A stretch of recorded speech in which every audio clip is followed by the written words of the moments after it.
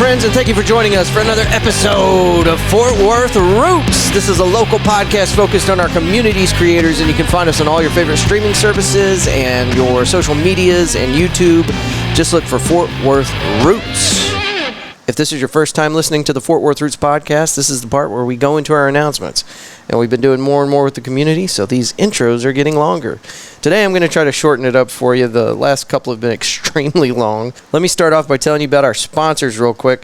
HouckWalker.com is where you want to go for special, unique products for every occasion made right here in your backyard. David is excellent with making wood products. He recently put a pin in my hand that has custom wood casing around it, and it's excellent. It's beautiful. And he makes bowls and tops and all sorts of other cool wooden products that are there on their website. And then Angela does a lot of work with the engraved. We did a little informal event the other day with all the podcasters that are going to be involved with an event that we're putting on September 10th. And she brought out these customized tumblers that had their logo on it and everything. And she'd done this stuff herself just to kind of show off like, hey, this is what we can do. And so if you've got a business or a podcast or anything else that needs specialized merch, HouckWalker.com with Houck Walker Originals is where you'd want to go for stuff like that.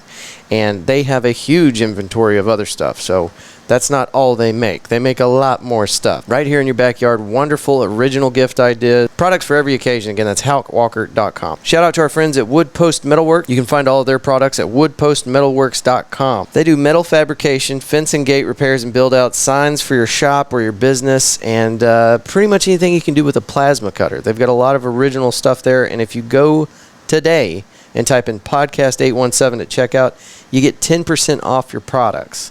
The thing that I keep talking about are these fire pits that they make. They have one on their website, USMC, United States Marine Corps, and just looks really cool with all the flames kind of poking out of the lettering and all the custom artwork that they put into it. It's really badass. So check that out at woodpostmetalworks.com. And of course, Roofing Solutions by Darren Houck. You can find their information at Roofing Solutions Houck. That's HOUK.com. They can also be reached at 817-882-6520. And Darren just won the Talk Awards 2022 and was recognized as a 5-star rated business. This dude is going to have to move locations one day because he's not going to have a big enough office for all the awards this dude's pulling down. There's a lot of competition in North Texas. There's like 4,000 registered roofers here in like the DFW area. So to be selected for an award with that much competition has got to tell you something. And there's a reason that we wanted Darren so bad to be a sponsor for the Fort Worth Roots podcast. Nothing but illustrious sponsors, as Javier from Funky Panther would maybe put it. But go check them out, roofingsolutionsHouck.com, and sincerely, you just need to have them come out, take a look at your roof, and introduce themselves. That way, if there is any kind of issue going on right now, you can catch it before it's an issue. Kind of preventative maintenance type stuff. And keep this phone number because you live in North Texas. You know how bad it is for roofs in this area. You're going to need them one day. And probably sooner than you think. Again, that's 817-882-6520. Thank you to our sponsors for supporting the Fort Worth Roots podcast. We have a huge event that we're putting on for you. This is September 10th at Pouring Glory. It's a great place, and we're really excited to be doing this event out there. Okay, so what's the event? September 10th, we will have 3 bands. We've got Late to the Station, The Gray, and Itchy Richie and the Burning Sensations. And then to tie it all off at the end there, we've got Kate Greathouse, who is a local DFW comedian, and she is side-splitting funny. Every one of these people has been on the Fort Worth Roots podcast, so you can go back through the catalog and listen to them to see what you're getting into. But it's not just the performances that are going to get you out of the house. We have 11 local podcasters that are going to be at this event, hanging out, talking to people, passing out swag. We also have a vendor market put on by Mickey Wendell from the Artful Village. So there's going to be cool things to peruse and possibly purchase if you are so inclined. This is a free event, by the way. It's free to attend. Of course, you are going to have to pay money for the $3 beers that they're putting on special for you. Compliments of our friend Scott, the owner. What else is going on out there? It's all sorts of craziness. And if you'll go onto Facebook and find the event, you can find it easily by going to Fort Worth Roots Facebook page. Hit the going button. That way we know how many of these swag bags to put together for you. But it's the first time that Fort Worth Roots has done anything like this where we've put on an event. So we're really looking for your support. We basically put this entire thing together just to say thank you for listening to the show and being part of the success that we've had. And to celebrate the 100th episode. It's just an excuse to do something like this, and I'd love to meet you, so come hang out. And also part of the event is going to be the Fort Worth podcast scavenger hunt, and there's going to be details about that in the show notes. I went into great detail last week telling you all about this game that we're playing. And basically it's just a fun game that we put together that you can play in between all the podcasts that we've organized with here in the Fort Worth area. The Fort Worth Roots letter is H, and every other one of the podcasts that are playing the game has their own letter. Like I said, there's details in the show notes, but you just go to the other shows, you get your letters. Once you've collected them, it spells a phrase. You can bring that phrase to the event. You get a ticket, you put the code phrase on the ticket, put your name on the ticket, and then you'll be eligible for one of the prizes that we're giving away. Now, I'm anticipating that there is not going to be a huge participation in the scavenger hunt, but at the event, what we'll do is we'll draw for the scavenger hunt players first, and then if we still have some prizes left over, and we will, then we will draw more names. Everybody will have a ticket at the door. So fun for everybody. You do not have to play the scavenger hunt game, but I wish that you would, because it's a really fun way to find more awesome podcasts inside the Fort Worth area. The guys that are playing it, guys and gals, excuse me, it's probably you, the Funky Panther, the Jerry Jonestown Massacre, the Failed Podcast, Emo Otaku, I spell it out in the show notes, don't worry, Forever Reckless, Funky Town Podcast, Thanks for the Invite Podcast, Osos Colosos Podcast, Fort Worth Famous, and of course, we are playing the game too. Again, the letter for the Fort Worth Roots Podcast is H. If you would like to play the game and listen, after you get a few of these letters, you're going to be able to probably guess the phrase, but don't do it. Don't guess, don't cheat. Go listen to these other podcasts. Get the letter from those shows, because that's kind of the point of the whole game, is to introduce you to these other awesome podcasters. So, and they will allegedly be there September 10th to hang out and kind of talk to people and stuff and just have a good time. So today's episode is very important to me because we have been trying to reach out to charity organizations here in the Fort Worth area. It's something that we always intended to do with Fort Worth Roots Podcast, and it's just been difficult. But CASA has really been there with us, trying to work with our schedule and making sure that we were able to get in there and get some information from them.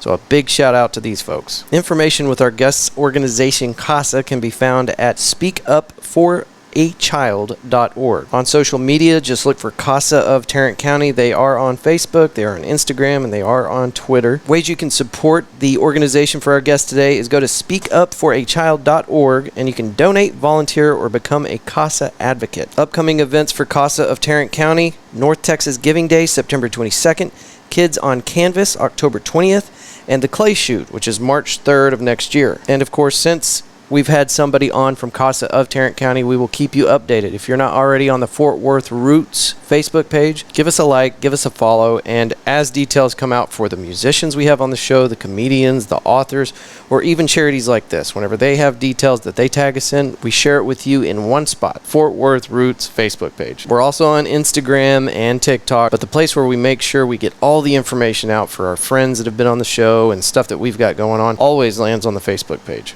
Our guest today is a 25-year veteran of the United States Air Force. Today, he is a child advocacy supervisor for CASA of Tarrant County. It was an honor to finally sit down with some folks over here at CASA, and we look forward to doing a lot more with them in the future. Ladies and gentlemen, thank you for being here for another episode of Fort Worth Roots. Please give it up for our guest today, Jaime Hernandez. And let's start the show!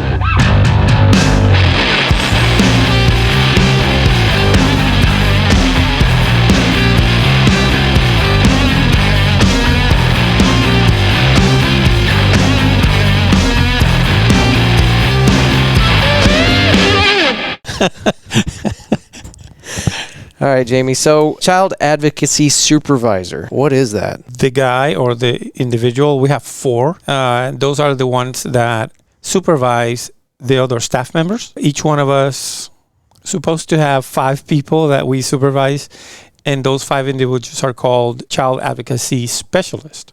Now, what does a child advocacy specialist do? What they do is they deal directly with the volunteers. So they're the ones that sort of supervise, mentor, help the advocates, the volunteer advocates, deal with the children, with the family, do the advocacy efforts that CASA is known for. So they're the ringleaders that use the volunteers to, I guess the volunteers would be where the rubber meets the road. And then Correct. You've got the child advocacy supervisor that's managing everything and making sure that Correct. volunteers are being utilized correctly. That's right. What does the volunteer do? Volunteers are the ones that actually go out and get to meet the family. Sometimes they get to meet the child or the children, depending on the CPS case. Typically, what's going on Mm-hmm. in that situation that they would need to go out and visit with these families and the children? Well, the process begins when there's a report of abuse or neglect. And so the investigation takes place. If the investigation says that, yes, there was abuse or neglect, then the child is removed from the home and a CPS case is started. And so at that point, we are notified that a child has been removed or children have been removed. And then we begin the efforts to find an advocate that will do advocacy in behalf of that child. And this is whenever the volunteer comes in. That's when the volunteer comes in. Okay, so now they're going to take the information from the CPS report, visit with the family, and then what's the next step with that volunteer and the family? Correct. Well, the cases develop in different ways. And so our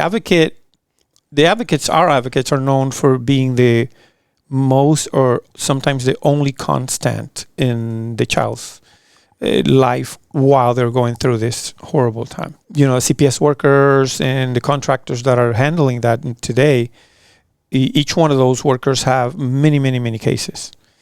Sometimes one worker will have 15 or 20 cases when our advocates only have one. Mm-hmm. So they concentrate on that child's life and what's going on with them, whether they are receiving the services that they need, educational services or medical or psychological or anything of that nature. The advocates are the ones that are interacting directly with the child, interacting directly with the court, interacting directly with all the other people that are around that child's life, attorneys.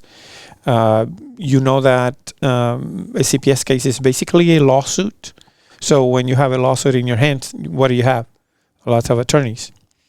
And so the advocates are the ones that are communicating with these different people, but their focus is the child. Okay. What is going on with this child? What are the things that they need? Are they getting services needed, medical services? Sometimes children that are in foster care will have, medical situations that need taken care of. For example, a child that was medically neglected, didn't get all the medicines or the treatments that they needed. They get put in the system. Sometimes because the system is so overwhelmed, even those things that they needed to have, the reason that they were removed, are not provided all the way fully. So our advocates can see that and they can begin to talk to people and tell them, hey, this child came for this reason and we need services for them. And they begin to communicate with the different individuals and organizations that can provide that. And you're heading up all this. Not just me. With right, you have a team, but you're the guy at the top having to deal with everything you just described. Right, absolutely. Right. Let's start at the beginning here. You earned your master's in human services with counseling, and did you do that during your 25 years in the Air Force? Yes. So you're in the Air Force as active duty? Correct. And while you're doing that, you're taking classes whenever you're not yelling at soldiers, right, or firing bullets. Not really. But at what point did you decide that child advocacy or human services was something that you wanted to get into? I mean, that's a big difference, right? You got the military. Oh, absolutely, yeah. Well, I mean, some aspects of the military life have to do with social interactions. Mm-hmm. We have this vision. Most people have a vision of the military being these soldiers that are like robots and they'll do whatever they're told. And if they have to break something, they'll break it and whatnot. Like they're not human or something. Right. And so at a certain level, when you get to a certain level in the military, sometimes you have to be the one that looks after people. Would this put you at a E6, E7? Right, exactly. Yeah. So you're up there in the upper echelon ranks, and you're taking care of people, and so you're in charge of younger troops. They have families, they have children, they have situations that sometimes are difficult. Sometimes CPS gets involved, even for military people. Yeah. Some individuals don't know that, but sometimes CPS have to intervene because there's abuse or neglect going on in a military family.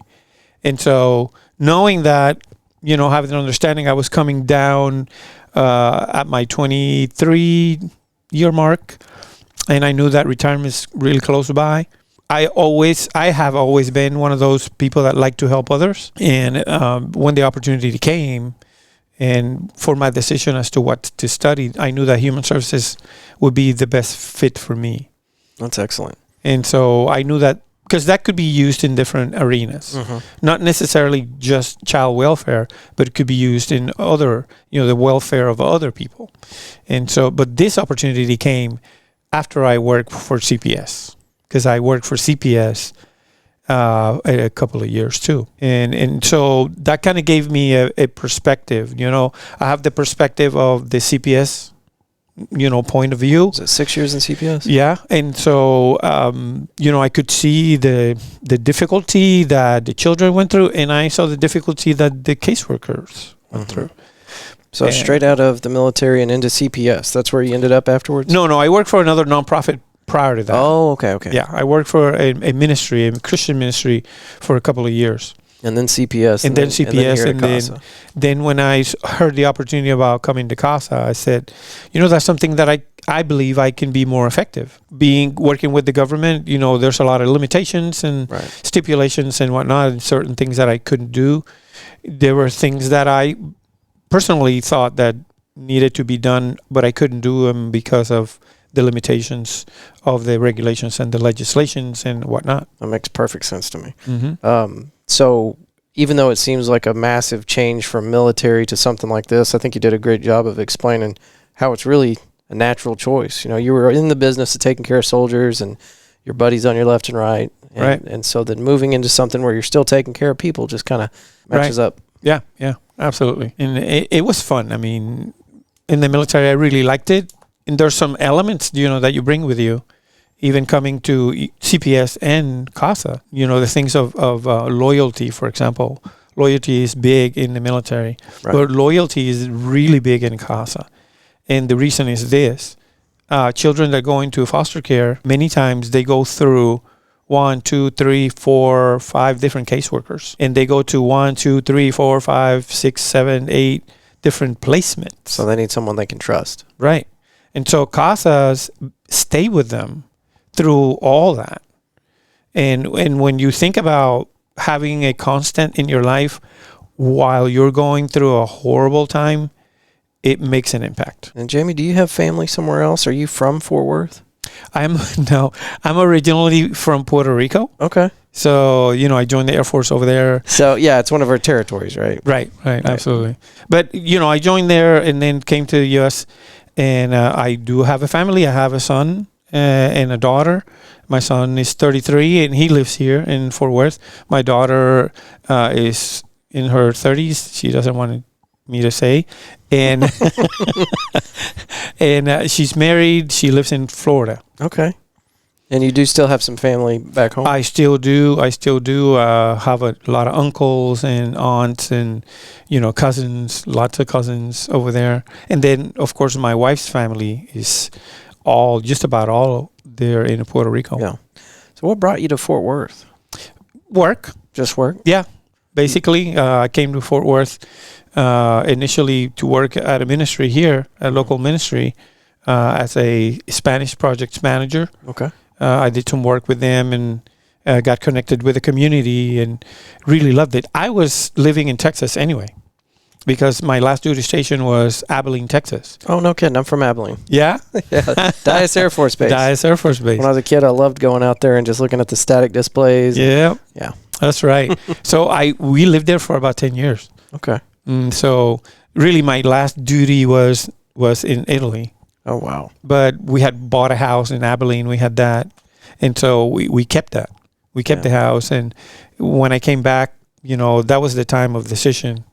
And, I was very familiar with this particular ministry over here in Fort Worth.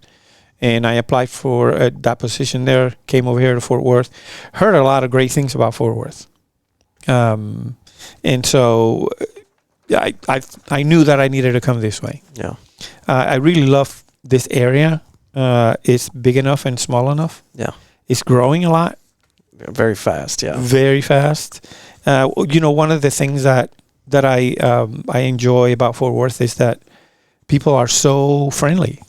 I can say that you could go just about anywhere. Everybody says hi, or what is it? Is said here is how y'all. Howdy, y'all thing. Yeah, the y'all. I can't stop saying y'all. I try sometimes. Yep. Sometimes I just let it go. Mm-hmm. Yeah, it's hard to quantify, and even trying to explain it, because I do too. I try to explain to people why Fort Worth is different, and it just feels friendlier. It is. Right? It's very homey. And then, with the work of CASA and what I have been doing, I have had the opportunity to know the community more. And, going out there, letting people know what CASA stands for, what we do, the difference that we can make in the community, it has given me that opportunity. And with other things that I'm doing, I saw that you did an interview with former Mayor Price. Yes, Betsy Price. Yeah. That was a big moment for me. Yeah.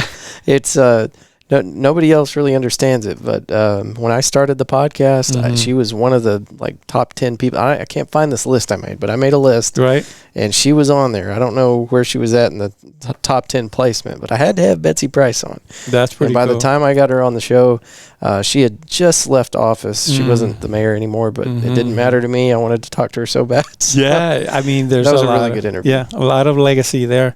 But I had the opportunity to work under her in a capacity. Mm-hmm. I'm a minister also, so she had a minister's or a faith-based cabinet. Okay. And we met with her on a regular basis. We became good friends. Oh, so when I saw her that she's been on your podcast, it's like, yeah, I like this. This is going to be great. Yeah, we try to keep it pretty, eclectic. We want to have everybody on Fort Worth that is doing something to create a better place here in our community. So yeah. CASA definitely falls into that. I got to ask you, what does CASA stand for? Is it an acronym? Or? Yeah, it's an acronym. Some people confuse it sometimes because you know what? Most people know what CASA. That's a house. The word CASA, right? A house. And we've gotten calls here looking for the housing office. Once a week? Normally, yeah. And normally someone speaking in Spanish, so they direct the calls to me. Yeah. Because I'm bilingual. And so, but CASA stands for Court Appointed Special Advocates. Okay. And I know we're going to talk more about that, but the specifics of that, the advocacy efforts that we do, is really where it's at. And the ones that get that done is our advocates. Mm-hmm. And your volunteers. Our volunteers, right? Or actually, is that what you mean the by advocates, right? Yeah. When we say advocates and volunteers, those are interchangeable. Okay. What type of person do you look for as a volunteer? Because I got on y'all's Facebook, and it's one post after another. We're looking for volunteers. We need volunteers. Yes. Be a volunteer. Right. So right. What type of person makes a good CASA volunteer? Well, as long as you're 21 and you pass some background check. Of course, when you're dealing with children, that's really important. Mm-hmm. But you could have any kind of background. Any ethnicity, any professional background, non-professional background, student, part-time, full-time. We have advocates that work full-time. One of the things that sometimes people ask us is, can I do this while I'm full-time working? And we have many as a job. Yeah. No, I'm saying that they have their own job. Oh. So they are employed full-time. Yeah. Because they're thinking about how much time can I dedicate to this? And so, but yes, also some advocates want to do it full-time. That's all they want to do, and that's great. But, what I'm saying with that is that it doesn't matter what your background is. It doesn't matter whether you have professional training, no professional training. We'll provide the training to let help you how to navigate this, child welfare system. And what does training look like for a volunteer? I see you've got in front of us in the conference room, you've got a huge, very spacious conference room with lots of seats and dry erase boards with lots of notes. Right. Is that where the training takes place? That's where the training normally has taken place before COVID. Okay. And so we had to make some adjustments. You do it outside now? Right. Yeah. We do, sometimes we do, what is that called? Hybrid Okay. classes where we have some people here present, physically, and then on the internet. Doing it online. Zoom, right? Yeah. We use Zoom, and so right after all the restrictions came online, we were exclusively doing on Zoom. Yeah. So we're still conducting training, still looking for volunteers that would help the children. That was a logistical mammoth. Everybody had to adapt very quickly. Correct. To something like that. Yeah. So y'all are in it with us in the technology phase of Zoom meetings. Right. And soon we'll get as good as you with this kind of stuff. folks, he's pointing at my GoPro that is sitting on top of the box the Roadcaster was in. If y'all are watching the video, you can see we've got the CASA logo behind us, and I tastefully put the banner off to the side there so it didn't block the very nice CASA logo. But we made do with the office space, and it's actually very comfortable, very nice, very clean office. Right. We have to be an example, all right? Yeah. Like I said, the YouTube videos are getting popular, which I did not anticipate. So I need better equipment now. Stay connected. Some of the notes that I got from Kaitlin, right? Right. 663 children were removed from their homes last year. Is that just in Tarrant County, or is that? Yes. Oh my God. Okay. Unfortunately, Tarrant County, third highest number of abuse cases in the state of Texas. that is a sad number, but it's true. Now, is any of that because of the footprint of Tarrant? Because that's the 11th largest county in the United States. Does that have something to do with it, or are people just? I don't know, because we're smaller than other counties, and our numbers are higher. Yeah. So I don't think it's about size. It's about what's going on in that area. Can you help me understand that? Like, why would we be the third largest in abuse cases in the state? I think I'm going to give you my personal view on it, but there's a lot of elements to that. First of all, legislation. Sometimes when the legislation determines, like real recent legislation redefined the word neglect. What does that mean? They redefined the word abuse. What does that mean? It used to mean, something in the last legislative session, and now it means something else. So when you take that and you take it to how the judges look at it, then that could be also something that determines whether a child will be removed or left home. So with the recent legislation, does this now mean that it is easier to fall into the category of abuse or less likely to fall into the category of abuse? I think this latest, legislative, that's a mouthful. You nailed it. Legislative session, the redefinition of it, I think, made it to where children can stay with their parents easier. And but still, it's up to the judges, so what's going on. When you say stay with the parents easier, you mean that it's harder for the courts to take them away from their parents? Right.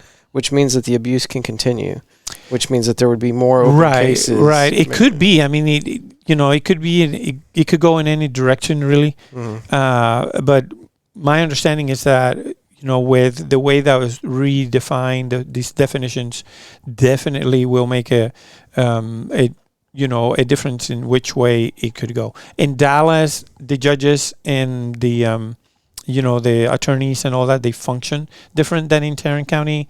So when you look at both counties and you look at the numbers, you can tell that some of that has to do with how the definition is viewed. Okay. Some of it has to do simply with what's going on in the community. And when you have communities that have a lot of drug problems, you're going to see more abuse of children.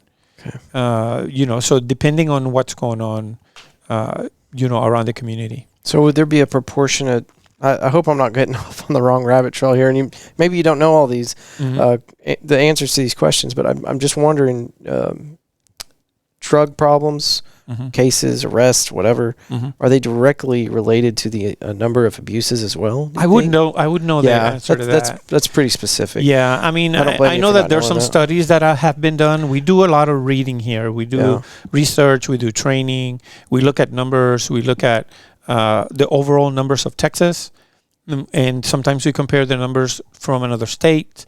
Of course, every state has different regulations or legal parameters for that, but the numbers, the actual abuse of children, what is abuse?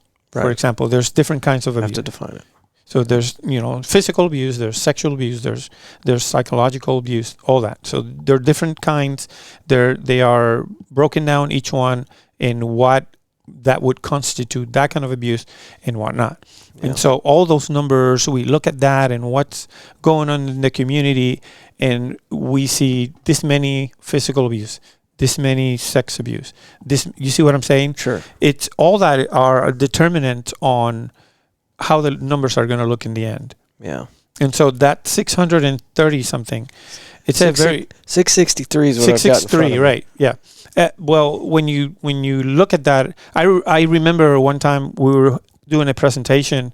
Our CEO, it's a really smart guy, and Don Vinegar is his name, and so we were having a presentation, and he kind of talked about that number, and he said, "I want you to think about an elementary school. How many children are in an elementary school? It's probably about 600. Yeah.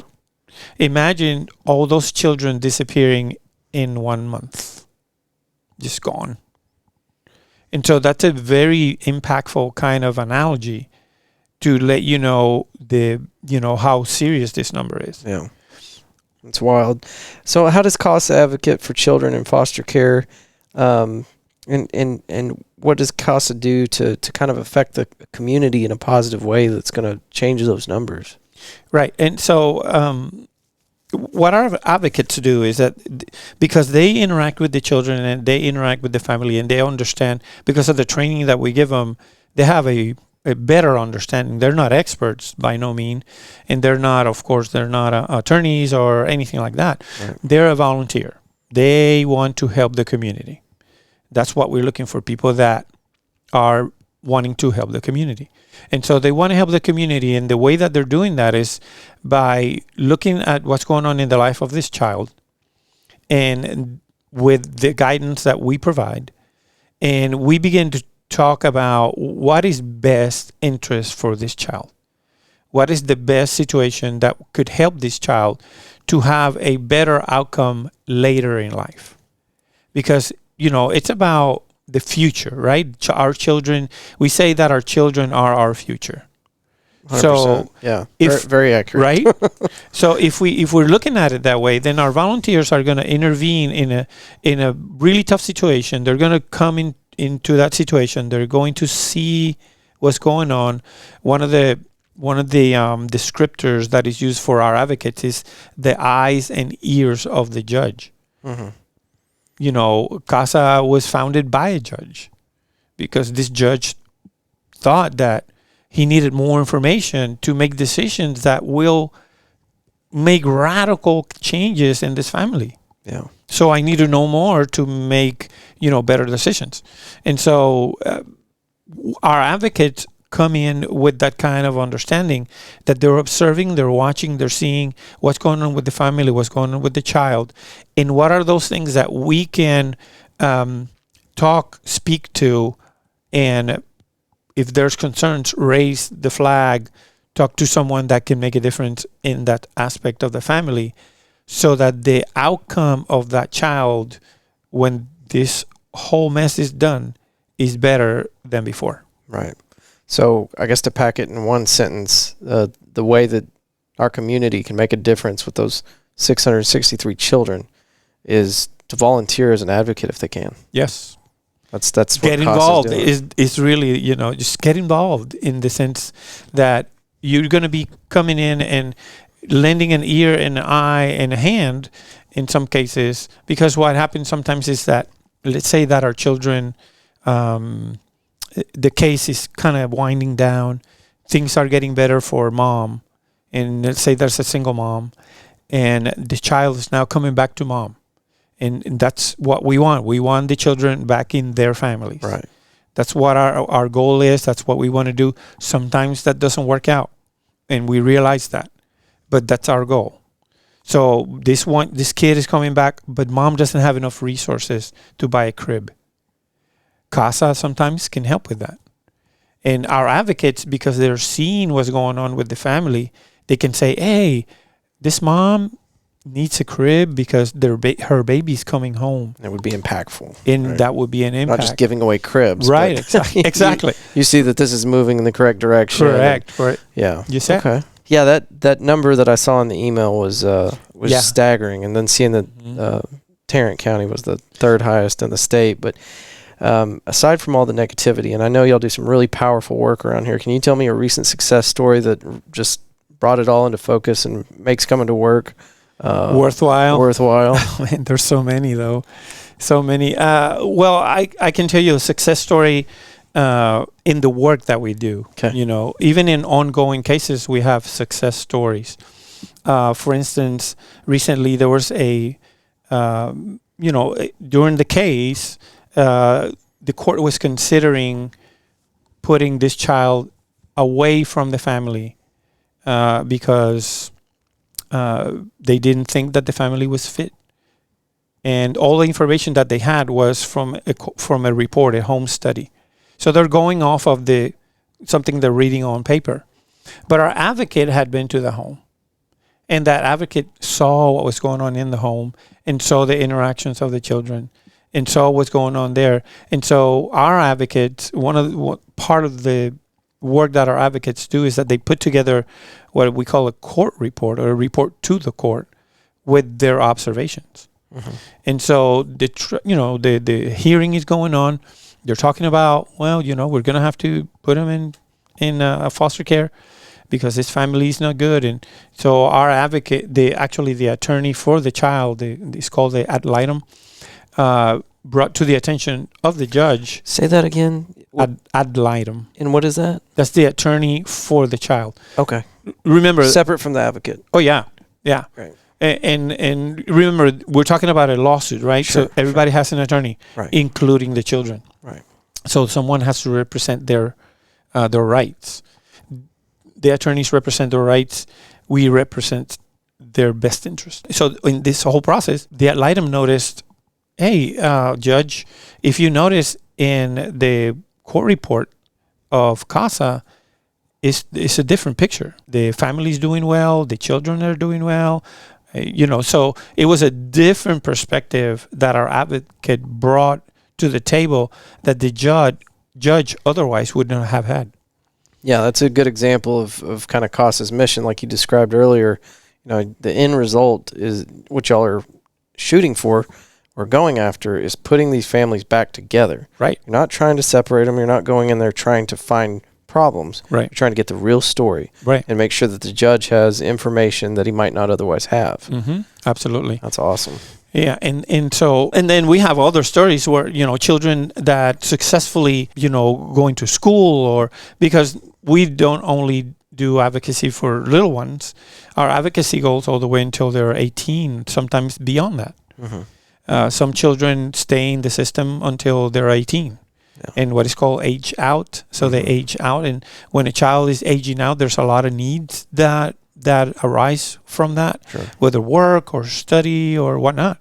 And so our advocates are keeping an eye on all those situations and seeing how they can be a channel to bring services or bring resources that will help that teen transition to adulthood successfully. Do you know Tanya Hauk with the Gladney Center? Uh-huh. I don't know her personally, but because what we're talking about now is starting to get into kind of her area, which is foster care and child placement, and things like that. Mm-hmm. One thing that she told me whenever we were interviewing her, I can't remember what episode. I want to say it was like 64 or something. Mm-hmm. Anyway, she was telling me that the reason that that the Gladney Center is so effective at what they do is because there is so much communication and so much organization helping organization here in Tarrant County. Absolutely. Do you feel like CASA, from where you're sitting, mm-hmm, do you also think that the cooperation between different organizations here in Tarrant County makes your job easier to help these families? Without a doubt. Yeah. Without a doubt. We know many people at Gladney working together, knowing that, okay, it's like, you got this area covered, I'm going to cover this area. Right. And so we communicate with each other to find out. I'm pretty sure the CEOs know each other. So they communicate, they talk to each other and help in that communication so that we can be effective in our community. Because, in fact, the contractor that oversees all the functions that CPS used to when the children came into care is called Our Community, Our Kids. Mm-hmm. And so OCOK, for short, is that organization that is, functioning as CPS in the conservatorship of the children. I think that's another organization. Y'all were also out there at River Oak Spring Fest, weren't you? The car show? Yes. Yeah. It was a rough day for CASA and Gladney Center because the pavilions kept getting blown over. The vendors, they're warriors. They do this all the time. So they had huge stakes and weights and all that. And then you guys had your covers, but you didn't have all the extra gear because these people go out there and they do it every week, right? Right. So but we're really glad that you guys made it out to that, and I'm hoping that next year's is better. Yes. And I will bring some extra tent stakes for you guys and for the Gladney Center. Where can people learn more about what we're talking about here today and CASA in general? I think our website is a great resource for that. It's speakupforachild.org.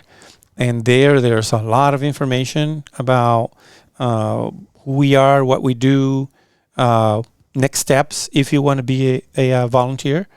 There's a process, of course, and the first step is going to an info session. We call that an info session. It's about an hour, and you get like a fire hose information first. What's in general, what is it that we do, and how would a person be interested in joining this team as a volunteer?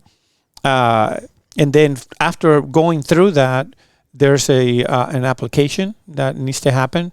The application is on the website, and they can fill out that application. We receive it here, and then we set up an interview.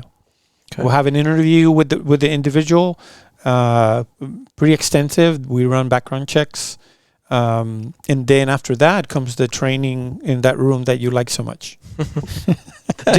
Do y'all kind of put the kiddie floaties? Oh, the floaties on the new volunteers and put them in the shallow end, and then you got 10-year veterans that you throw into the deep end with no floaties. I mean, sort of. Yeah. We sort of do that. We do consider the person and maybe their availability for what kind of case and all that. But the reality of this is that no case is easy. Right. I mean, I don't care what case it is. When you think about what's going on with a family that is being broken up, it's difficulty. Sure. So it's difficulty in a different color, in a different flavor. Yeah. You know what I mean? And so we do guide our advocates from the beginning. Actually, it doesn't matter how many years you've been an advocate. You always have the specialists that will guide them through the process step by step. Yeah. And so they're never going to do anything alone. They're always going to have the support of, the staff. They go through the training, 34 hours of training, and then after the training, it's a learning process even. I mean, like I said, I work for CPS, and there's a lot of terminology. There's a lot of things that you're thinking about, the law and how, different organizations work and how that organization functions with this other organization. And then you have the attorneys and you have the therapists and you have the doctors and the teachers. There's all this stuff. So our advocates have their specialist guiding them through in every step of the way. Awesome. Yep. Big events coming up? Oh, yeah. We have a big event. Wait, they gave me a piece of paper. Thank goodness. They're like, Jaime, don't forget I brought a whole book. But we have our Kids on Canvas. Okay. When's that? It's a benefit, and this one is happening soon, one? Very, very soon. October 20th, maybe? August. October. Yeah. My cue is back there. October. I didn't read it before I came here. Hang on. It's in here somewhere. Anyway, Kids on Canvas, right? Benefiting CASA of Tarrant County. And we need your help.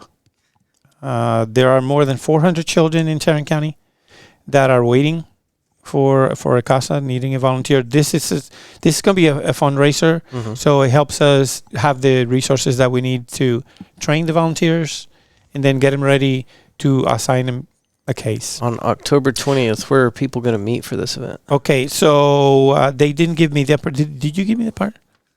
What's that? The 411? Yeah, it's in the 411. The 411 is not here.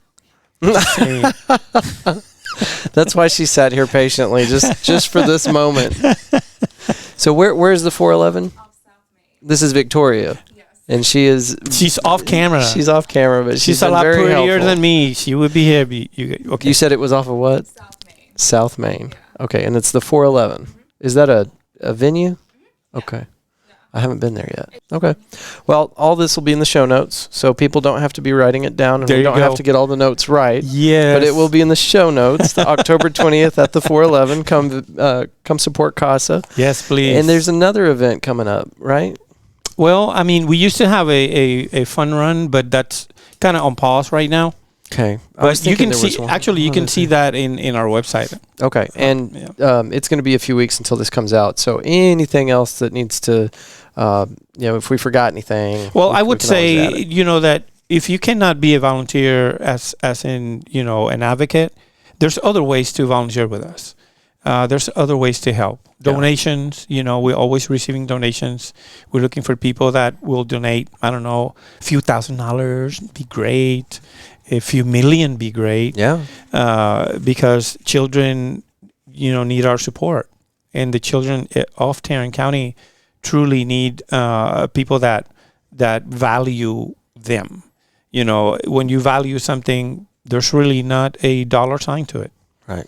And so that's one way. Volunteering for events like this event that we're having, people can come to us and let us know that they want to help, with doing whatever is necessary to get the event going. And you are looking for sponsors for this thing, right? Yeah, absolutely. We are looking for sponsors. Would people go to speakupforachild.org to be a sponsor? Yes, and that would make that girl very happy. Victoria off camera? Victoria off camera. Very cool. Very cool. Yeah. I had we hit all the personal questions. Whenever I get a guest on, I like to talk about them. We covered a little bit about your military history and how that transitioned you into what you're doing today with human services, and we talked about your family in Puerto Rico. Yes. I wanted to ask you about restaurants here in Fort Oh, Worth. wow. Where are the good restaurants? Oh, my Jaime? gosh. Well, actually, if I talk about the one that I just discovered recently, it's not in Fort Worth, unfortunately. No, we're only talking about Fort Worth today. Where's the one you just discovered, though? It's in Hearst. Okay, that's not too far. It is not too far. They're friends. Yeah. Fort Worth likes Hearst. Yeah. And it's a Puerto Rican kind of restaurant. Does it remind you of home? Yeah. There's a lot of items there that I really like. And So this is legit. It's legit. Yes. Where's that? Yeah. In I can't remember. How about the name? I Can't remember that either. El Patriota, I think is what it's called. Oof. Or Spell something. it. Spell it for me. How do you spell that? I'll send it to you later. All right, send it to me. I had my pen out. I was ready to go. I know.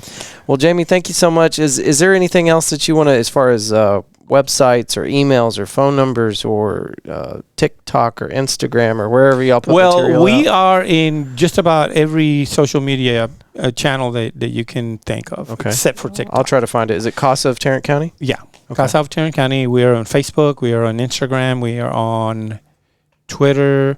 All that. Okay. All of the above. But no TikTok. No We're TikTok. not going to catch you doing dances in the conference room? No. That would not be a Victoria's pretty cracking sight. up. I think she can see it. That would not be a pretty sight. Okay. But yeah. So we're there, and we appreciate this. We really Absolutely. do. Well, Fort Worth Roots, one of the things I wanted to get into from the very beginning was nonprofit organizations, Right. charities here in Fort Worth.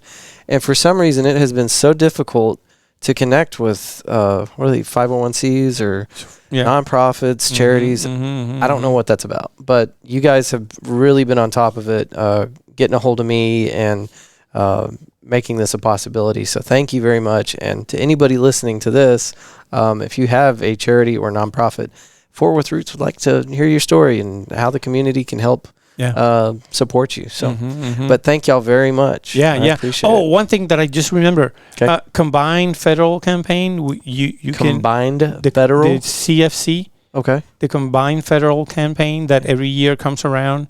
We're part of that. And what do they do with donations? Do you remember when you were in the Army? You remember? Oh, yeah. You remember? Oh, yeah. They give you a big list and they tell you got to pick one. Yes. Right? They don't give you an option. You got to pick one. We make it easy for you.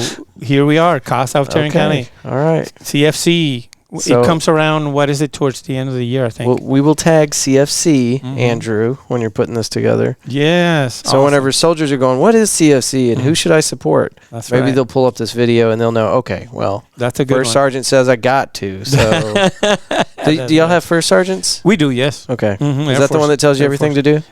Pretty much. Him and the Sergeant Major? And yeah, right. and the one that you have to talk to when you get in trouble. Yeah, for sure. Yeah, the angry guy behind the curtain. Yes, right. All right. Well, Jaime, thank you so much. Yes, absolutely. We'll tell our friends at Fort Worth Roots goodbye, and we will see y'all next week. All right. Bye. Bye.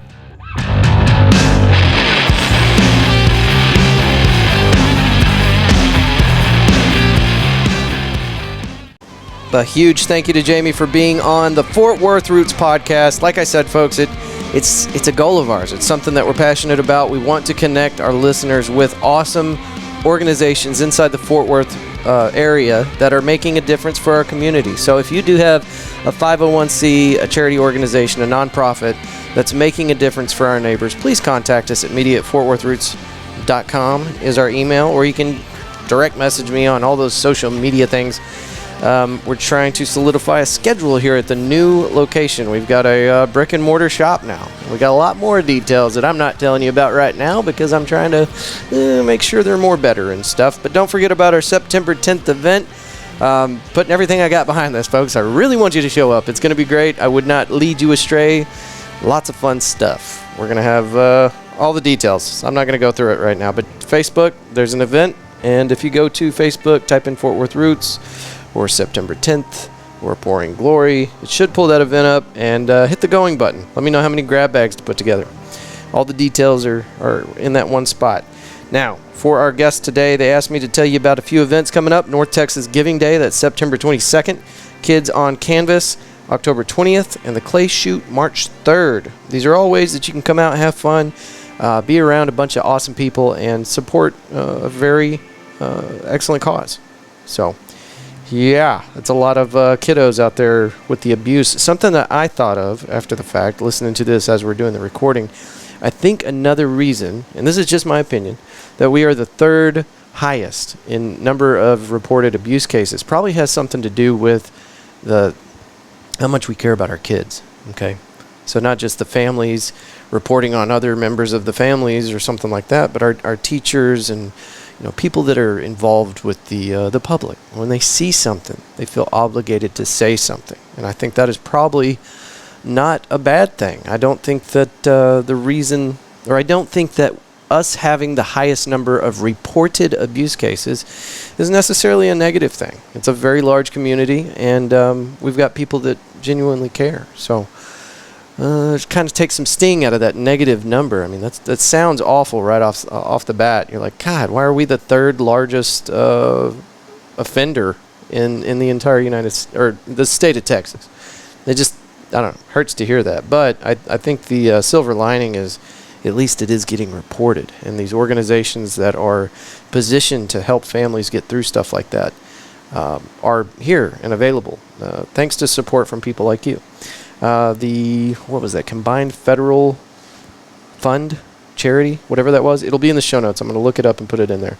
But if you're in the military or if your company is involved with that thing, a lot of people get this list annually, and it says, what portion of your paycheck would you like to throw into one of these charities? And I think the way it's set up is you can choose multiple and then divide up a certain percentage of your paycheck. If your organization is involved with that, consider CASA of Tarrant County as somebody that could be the recipient of your generosity. Lots of awesome ways that you can contribute to the people over there at CASA of Tarrant County.